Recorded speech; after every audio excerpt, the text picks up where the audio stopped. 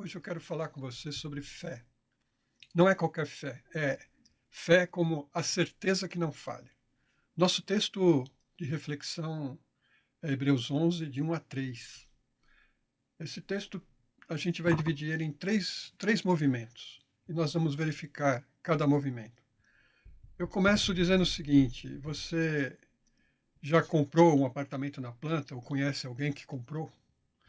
Você assina o contrato, paga a entrada, começa a pagar as parcelas e durante meses, às vezes anos, o que existe ali é um terreno vazio e uma maquete na sala de vendas.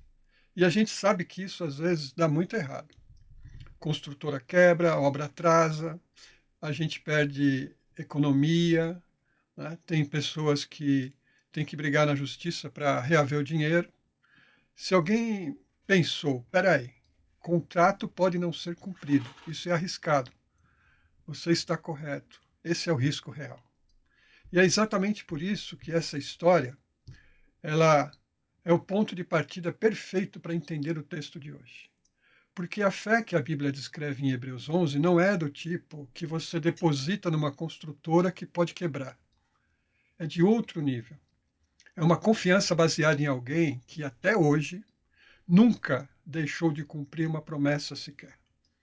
Os primeiros que receberam essa carta estavam numa pressão parecida, só que mais grave.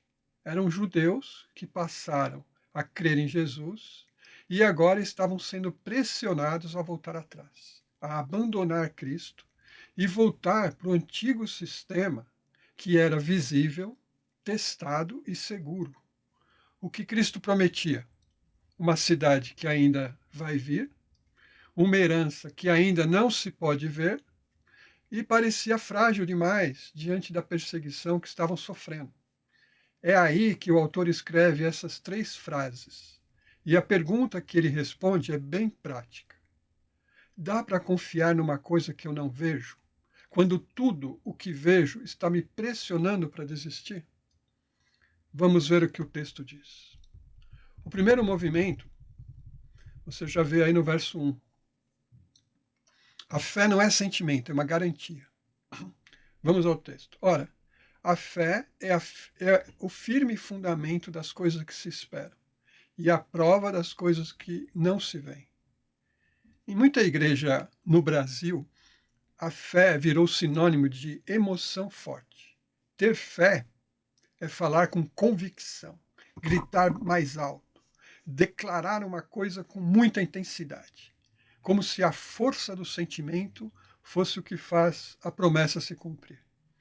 Isso é a base de boa parte da teologia da prosperidade. Quanto mais eufórico, quanto mais convicção, quanto mais sentimento, quanto mais sacrifício, você conquista o que você quer. Só que o autor de Hebreus não está falando disso. No grego original, ele usa uma palavra que não significa sentimento. São palavras de documento e de tribunal. A primeira palavra, traduzida como fundamento, às vezes como convicção ou certeza, era usada naquela época para chamar o documento que garantia a posse de um terreno ou herança, como a escritura registrada em cartório.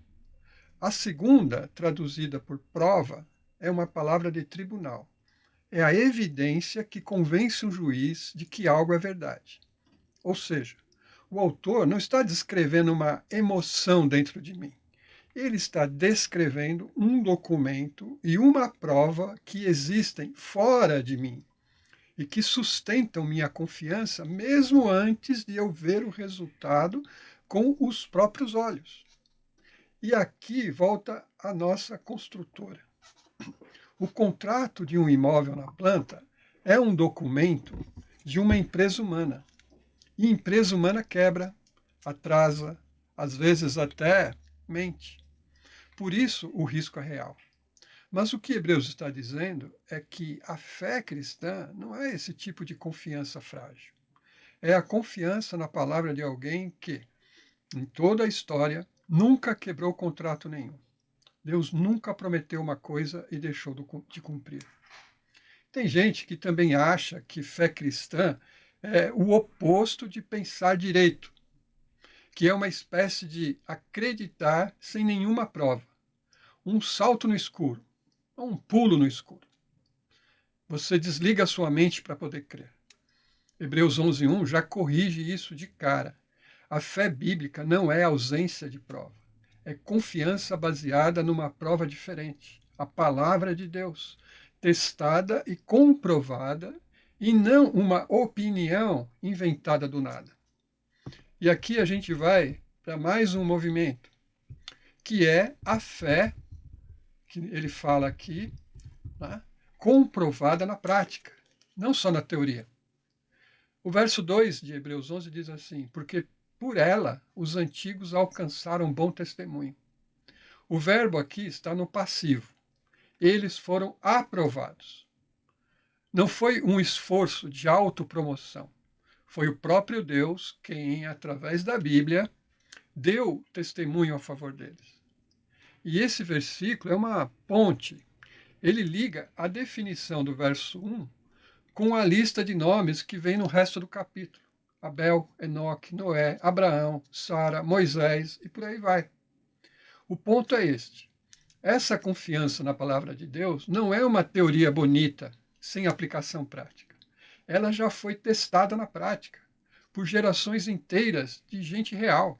Gente que passou fome, perseguição, longa espera, perdas, e a confiança só aumentou. A gente vive numa época em que cada um quer inventar a própria espiritualidade do zero, como se ninguém antes tivesse passado por dúvida ou sofrimento. Hebreus 11 lembra uma coisa importante. Sua fé não é invenção sua. Você está entrando numa fila de gente que, ao longo de milhares de anos, séculos, provou que confiar na palavra de Deus contra a pressão do que se não se vê não é ingenuidade. É sabedoria já testada. Confiar no invisível já foi testado. Por isso ele vai falar no verso 3. Pela fé, entendemos que os mundos foram criados pela palavra de Deus, de modo que o visível não foi feito daquilo que se vê. Agora o autor dá o exemplo mais forte que existe. Ele não escolhe qualquer situação para provar o que é fé. Ele escolhe a origem do universo inteiro. Repare na palavra, entendemos. No grego é um verbo que fala da mente, do raciocínio, não da emoção. Isso importa muito. A fé bíblica não pede para você desligar o cérebro. Ela usa a mente para reconhecer uma verdade que os olhos, sozinhos, nunca vão conseguir enxergar. E o que a gente entende pela fé? Que tudo que existe, o universo inteiro, com todo o seu tempo e espaço, foi montado pela palavra de Deus. Não veio de acaso, não veio de matéria que já existia de algum jeito antes. Veio de Deus falando. É o mesmo. E disse Deus de Gênesis 11, 1. Gênesis 1. E disse Deus. E tudo se veio a existir. E a frase final do versículo, ela é forte. O visível não foi feito daquilo que se vê. Isso vai direto contra uma ideia muito antiga e que ainda é muito comum, de que tudo que existe só pode vir de outra coisa que já existia antes, numa corrente sem começo. Filósofos gregos antigos pensavam assim, e muita gente hoje também pensa parecido, que basta explicar tudo por causas naturais anteriores, sem precisar de Deus em lugar nenhum. A Bíblia diz outra coisa, tem um pano de fundo, ou um ponto de partida, que não veio de nada visível, veio da palavra de Deus. E é justamente esse ponto que a ciência sozinha não tem instrumento para provar ou desmentir. Porque ciência é estudo que já existe e se repete. Não é o momento em que tudo começou a existir. Vale uma observação honesta aqui.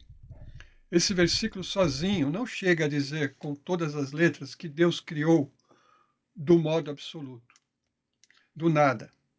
Ele diz que o visível não veio de nenhum material visível anterior. A ideia de criação do nada é uma pressuposição tirada da Bíblia. juntando outros textos bíblicos, como, por exemplo, Salmo 1, Gênesis 1, Salmo 33, João 1, Colossenses 1.